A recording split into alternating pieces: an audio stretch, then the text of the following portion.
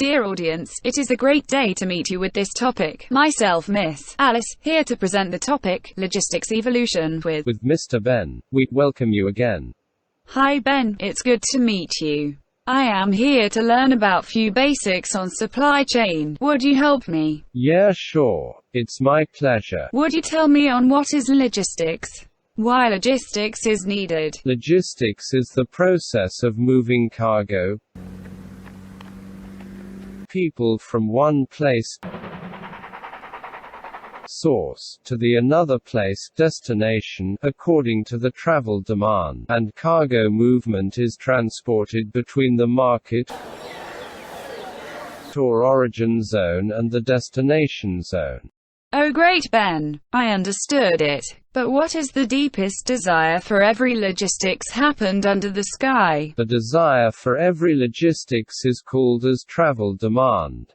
Travel demand is a trip executed with an intent of specific purpose. Wow. Moreover, it is classified into personal trip and commercial trip.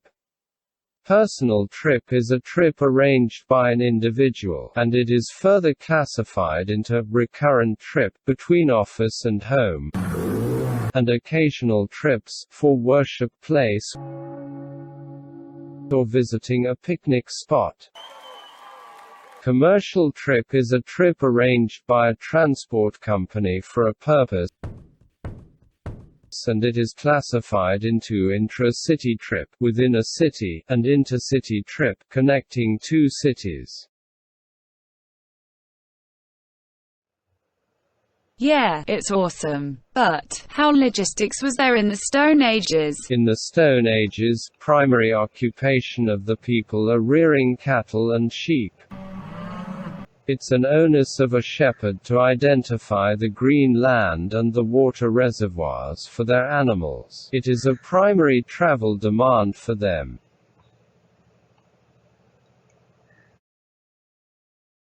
Absolutely great. But how it takes its metamorphosis from the level 1? Alice, logistics didn't stop there. As man's intellectual ability develops, his desire to travel extended beyond his habitat sphere. The 15th century logistics is labeled as Age of Discovery. This passion drive extends up to 17th century.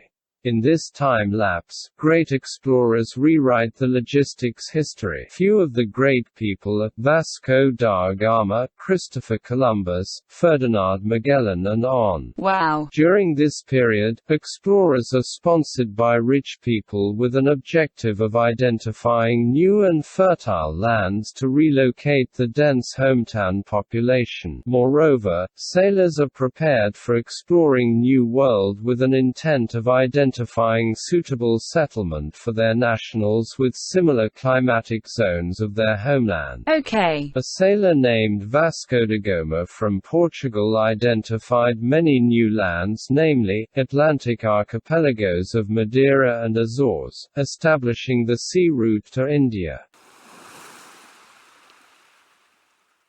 Perfect. A sailor named Christopher Columbus got sponsors from the Kingdom of Spain to explore new land named America. Okay. Alice, do you know who invented Earth is round and not a flat object? Maybe an astronomical specialist. No, it was identified by a sailor named Ferdinand Magellan, who started his journey with a false idea that at one flat edge of the Earth, his ship will fell down into the deep black space, but he continues his seamless journey and finally manages to reach his starting point, origin point. Then he declares to the public that Earth is round. Wow. Ben, you explained dramatically on the level 2 growth of the logistics. Would you continue with me on the stage 3, when innovations happen on automobile? Yeah, sure. In the 19th century, due to Industrial Revolution, many new mechanized transports were created. Okay. Steam-driven locomotives, four-wheelers, and ships, external combustion engines.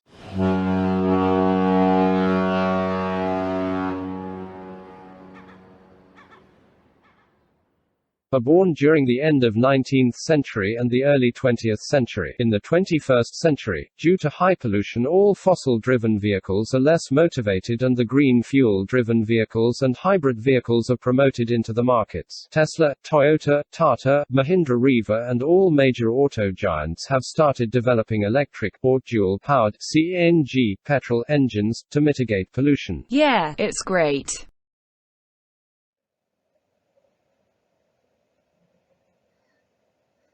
Ben, would you list few potential places where logistics are highly preferred? Cargo logistics, passenger logistics, medical logistics, food logistics, army logistics and postal logistics. It's great, Ben. But would you explain me on the key terminologies used in logistics? Yeah, sure. There are 9 keywords, which we use very frequently, as we learn logistics. They are LTL, FTL, motor truck carriers, containers, terminals, fulfillment center, third-party logistics, fourth-party logistics, last-mile delivery. Okay. What is LTL? LTL is an acronym of less than a truckload. LTL is defined as a cargo density inside a truck, which is less than the full capacity of a truck. It is usually visible in mail, or in courier logistics. LTL is not a profitable practice, in the view of economic and environmental perspective, for logistic movers. Therefore, the space available inside the truck will be sold out through the virtual sales for multiple customers. But the demerit is, it will delay the time of delivery, as the package destination is more than one. Yeah, it's great. Normal trucks have 2 variants, namely, 16-foot, carrying volume of 800 cubic feet and 26-foot, carrying volume of 1,400 cubic feet. LTL cargo occupy the space between 150 cubic feet to 1,000 cubic feet. What are the merits and demerits of logistics? Its merits are: reduces the mobility cost of cargo. Environmental efficiency is good, instead of empty return trucks. Its demerits are: due to multiple packages, the traveling time will be more as it involves tedious packaging, and more planning.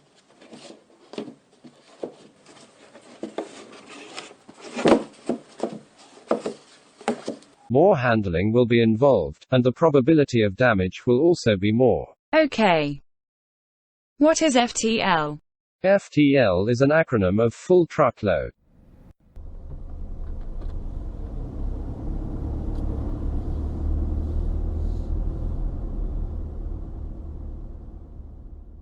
FTL is a cargo package which can consume the space of entire truck capacity. FTL is used in container shipments, which connects 2 geographical zones across the seas. FTL is also mostly practiced in medical logistics, transporting vaccines wherein air conditioning is needed. That is, containers will be equipped with air conditioners. What are the pros and the cons? FTL reaches the destination quicker than the LTL, less than truckload. FTL demands less material handling and it has low probability of damage. As it involves dedicated shipment, the value of cargo is higher than LTL.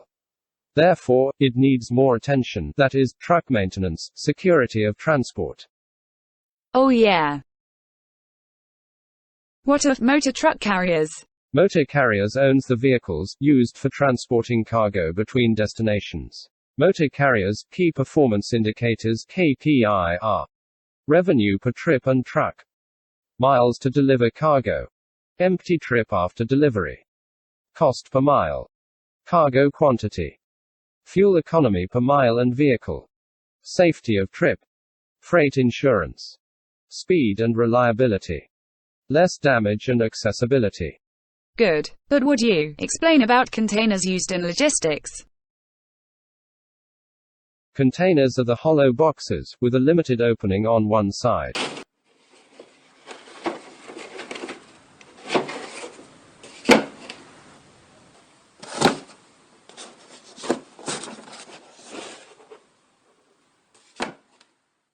Containers are manufactured in 2 dimensions, 40-foot and 53-foot. 40-foot containers are used for international and intermodal transports. 53-foot containers are used within national borders. There are 4 types of containers used in the day-to-day practice. Refrigerated containers, for vaccine, organs, heart and brain, and food transport. Livestock containers. Automobile containers. Tankers. Yeah, it's great. What do you mean by terminals? Terminals are the points of interchange within the transport modes, to provide seamless supply of transports or passenger. Taxi and buses deliver passengers to the airport terminals from where air mode will carry the passengers. Moreover, the cargo will be dispatched to the harbor through rail terminals and then it is transported to marine modes. Would you explain the term fulfillment center? Fulfillment center is the modified terminology of warehouse. Fulfillment center offers its storage space for the retail merchants for online sales. It reduces the delivery time and travel cost for the customer, whereas it reduces the storage investment to the retail merchants. What is third-party logistics? Third-party logistics is the process of providing any form of logistic activities, procurement, last-mile delivery, fulfillment center, material handling and shipping activities. Wow. Third-party logistics activity helps management to focus on core activity, and the less significance work can be exported to the specialists. 3PL activity reduces the overhead expenses on the company. Third-party logistics activity reduces the management risks and the time consumption. Oh yeah. What is the fourth-party logistics? The fourth-party logistics is an external agent, which supplies its assets, namely, logistics control towers, warehouses, freight trucks, technical equipment, planning, processing and last-mile delivery. The fourth-party logistics supplies its own assets to a single customer and it helps the customer to manage its entire supply chain.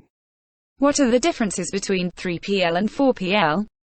3PL will focus only on logistic activities whereas 4PL will look after the entire supply chain of a product. 3PL didn't own an asset, truck, packing machines and on, but it coordinates with the logistics movers on rental basis, whereas the 4PL owns an asset which is necessary for the customer supply chain. Wow. Perfect. What is last mile delivery? Last mile delivery is the connectivity between distribution center and the customer.